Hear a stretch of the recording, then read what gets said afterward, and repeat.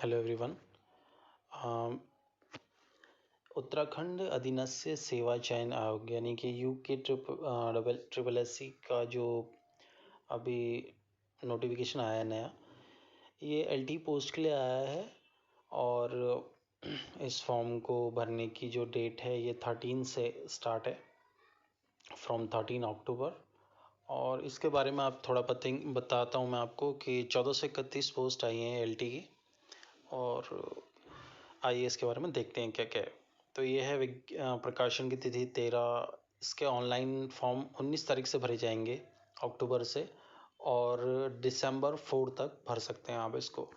इसका ऑनलाइन ही प्रोसेस है, यानी कि फॉर्म ऑनलाइन ही भरे जाएंगे। और ये चीज़ अच्छी है कि इसकी लिखित परीक्षा की संभावित तिथि लगभग अप्रैल में ही कह रहे हैं कि हम एग्ज़ाम ले लेंगे 2021 में। ठीक है, तो ये टोटल 1431 पोस्ट हैं।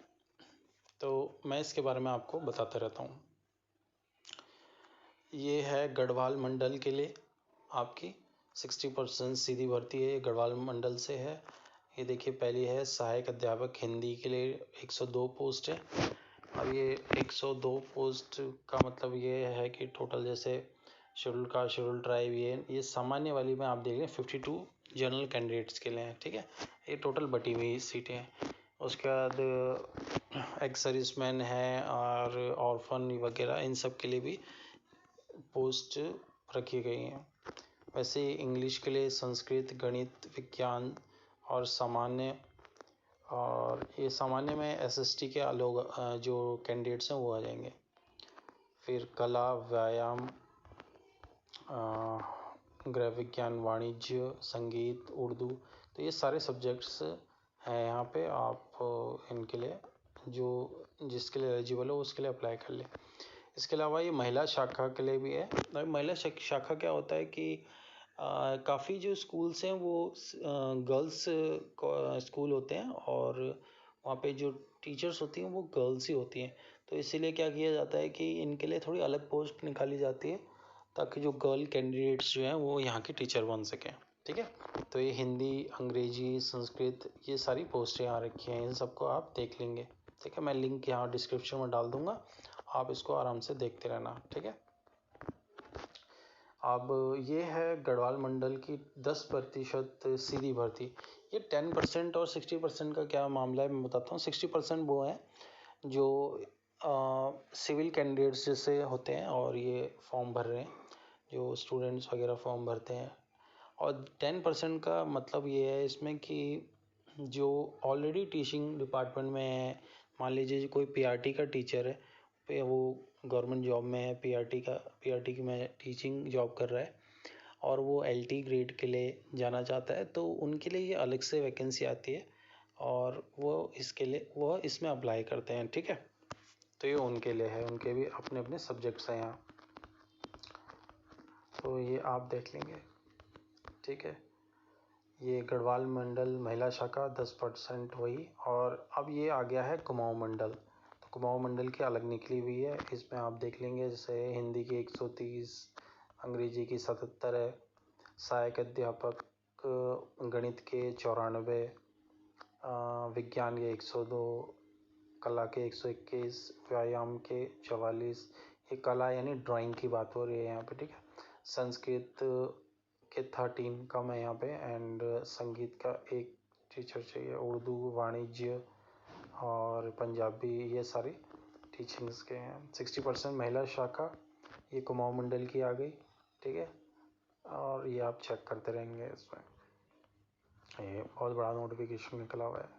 ठीक है, ये 10% महिला शाखा के लिए जो मैंने बताया था, जो ऑलरेडी टीचर्स हैं उनके लिए ये। ठीक है, वेतन है 44,900, एंट्री लेवल 7 है ये। ओके, और नॉन गजेटेड पोस्ट में इंक्लूड है ये। अब यहाँ पे आते हैं एजुकेशन क्वालिफिकेशन के लिए। ठीक है, तो एक चीज़ मैं आपको बताता हूँ कि पहली बात तो ये है कि इस फॉर्म को अगर आप एलिजिबल 2 सब्जेक्ट से भी हैं, लेकिन आप भरेंगे सिर्फ एक से। जैसे मैं बताता हूँ, जैसे कोई है वो इंग्लिश से भरना चाहता है और एसएसटी के लिए भी उस भर सकता है, तो ऐसा नहीं है कि वो दोनों सब्जेक्ट के लिए अलग अलग फॉर्म भरेगा, वो दोनों में से एक ही सब्जेक्ट का फॉर्म रहेगा। क्योंकि जैसे अभी लेक्चरार के भी फॉर्म आए हैं उत्तराखंड लेक्चरार में, तो उसमें क्या है, उन्होंने बोला है कि भाई अगर आप 2 सब्जेक्ट्स का फॉर्म भरना चाहते हैं तो आप भर सकते हैं। जैसे मान लीजिए कोई MA इकोनॉमिक्स से है और MA इंग्लिश भी है, तो वो दोनों के लिए अप्लाई कर सकता है और दोनों का टेस्ट दे सकता है। टेस्ट अलग अलग हो सकते हैं, लेकिन LT में ऐसा नहीं है। LT में आप अगर दो चीज़ों के लिए एलिजिबल हैं, लेकिन आप फॉर्म एक ही का भर सकते हैं क्योंकि एग्ज़ाम एक ही दिन होने वाला है। ठीक है, तो इंग्लिश के आप टीचर हैं, इंग्लिश का भी भर सकते हैं और SST का भी भर सकते हैं। तो ये आपको चूज़ करना है आप किस में बेटर हैं और कौन सा एग्ज़ाम निकाल सकते हैं, उसी को भरना। ठीक है, ऐसा नहीं कि वैकेंसी ज़्यादा है तो मैं उसको भर देता हूँ, उससे कोई फ़ायदा नहीं होने वाला। तो मैं अब क्वालिफ़िकेशन के बारे में बताता हूँ। तो पहला तो इसमें चाहिए नॉर्मल ग्रेजुएशन चाहिए। इसमें कोई ग्रेजुएशन में ये नहीं लिखा है कि परसेंट कितनी चाहिए। And next is LT diploma और या फिर B.Ed होना चाहिए आपके पास। तो बात समझ में आ गई होगी, आपके पास ग्रेजुएशन कंप्लीट होना चाहिए एंड B.Ed कंप्लीट होना चाहिए। ठीक है, और ये क्वालिफिकेशन लगभग सारे सब्जेक्ट्स में एक जैसी है, ग्रेजुएशन विद B.Ed। इसके साथ साथ आपका एक चीज़ और याद रखना, इसको वही भरेंगे जिन्होंने CTT या TET क्वालिफाई किया हो। ठीक है, बिना जिन्होंने क्वालिफाई नहीं किया है या कोई ग्रेजुएशन अपेयरिंग है या B.Ed अपेयरिंग में है, वो इस फॉर्म को नहीं भर सकते हैं। इसके लिए कंप्लीट क्वालिफाई होना चाहिए, क्योंकि ये जो फॉर्म है आपकी जो डिग्रीज हैं ये अपलोड होंगी। ठीक है, अपलोड होने के बाद वो मैच करेंगे उनको, तो इसी वजह से 2 महीने का टाइम दिया जा रहा है। और आप मतलब फालतू में फॉर्म भरने का कोई फ़ायदा नहीं होगा, आप फॉर्म रिजेक्ट हो जाएगा आपका। इसलिए प्रॉपर डिग्री भी होनी ज़रूरी है। और इसके साथ साथ एक इन्फॉर्मेशन और देता हूँ, जैसे मान लीजिए आपने ग्रेजुएशन कंप्लीट किया है या B.Ed कंप्लीट है, तो अभी 2 महीने का टाइम है। अगर आपके पास डिग्री नहीं है तो आप डिग्री अपनी मंगवा लीजिए या वहाँ जाके लेके आ जाइए। जैसे ज़्यादातर यहाँ HNB से ही भरा होगा, तो श्रीनगर गढ़वाल में है, वहाँ जाके आप उसकी डिग्री ले लो, क्योंकि प्रोविजनल सर्टिफिकेट से आप इस फॉर्म को नहीं भर पाएंगे। ठीक है, अगर आपने प्रोविजनल सर्टिफिकेट बनवा रखा होगा और सोच रहे होंगे कि प्रोविजनल सर्टिफिकेट अपलोड करके काम चल जाएगा, तो होगा क्या कि आपका जो फॉर्म है वो रिजेक्ट हो जाएगा। ओके, तो इसीलिए बहुत टाइम है, आप अपनी डिग्री मंगवा सकते हैं या वहाँ जाके डायरेक्ट अप्लाई करके ला सकते हैं अपनी डिग्री को। उसके बाद ये देखिए गणित के लिए है, सब में वही है क्वालिफिकेशन आपके पास। जैसे गणित है वो ग्रेजुएशन के सब्जेक्ट्स में होनी ही चाहिए। ठीक है, और 2-3 सब्जेक्ट होते हैं, जैसे इसमें लिखा है कि भारतीय विधि द्वारा स्थापित किसी विश्वविद्यालय से गणित और भौतिक विज्ञान विषयों के साथ विज्ञान स्नातक की उपाधि। ठीक है, 2 सब्जेक्ट में से एक सब्जेक्ट होना चाहिए इससे विज्ञान के,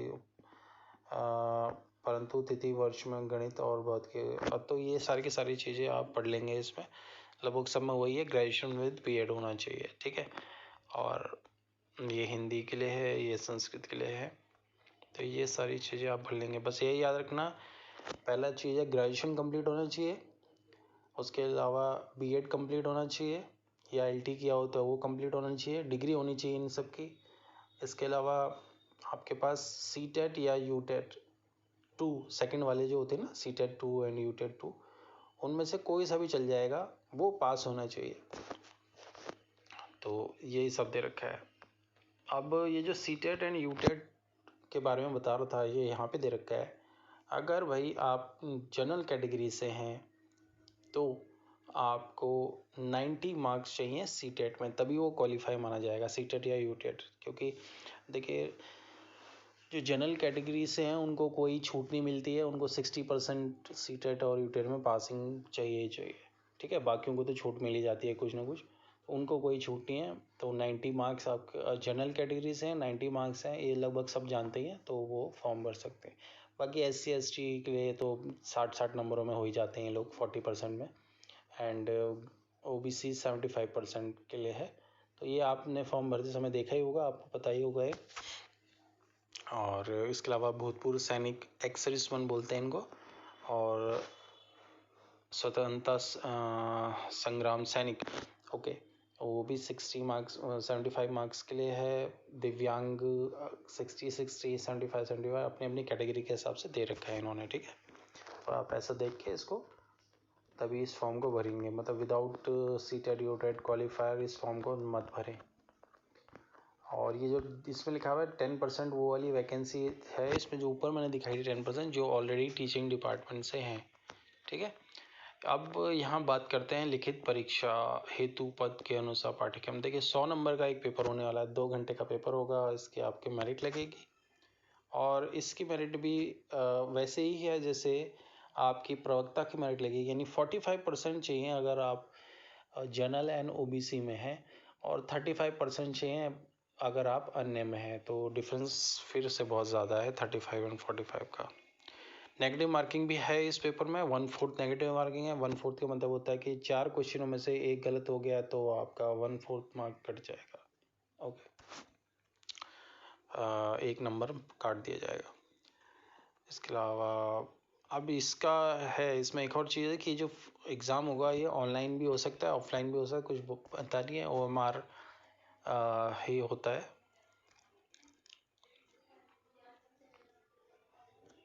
बस इसके अलावा इसमें आपको कोई डॉक्यूमेंट और तो कुछ नहीं चाहिए। आप ये इसकी वेबसाइट है www.sssc.uk.gov.in, यहाँ पे आप जाएंगे और इसको अप्लाई कर लेंगे। इसमें सब कुछ दे रखा है इन्होंने कि कैसे कैसे अप्लाई करना है, क्रेडिट कार्ड से क्या करना है, इसको कैसे करना है। 300 रुपये जनरल की और OBC की जो फीस है वो 300 रुपये है इसमें लगेगी, और SC ST बाकी जितने भी हैं रिजर्वेशन वाले इनको 150 रुपये फीस देनी है, ठीक है।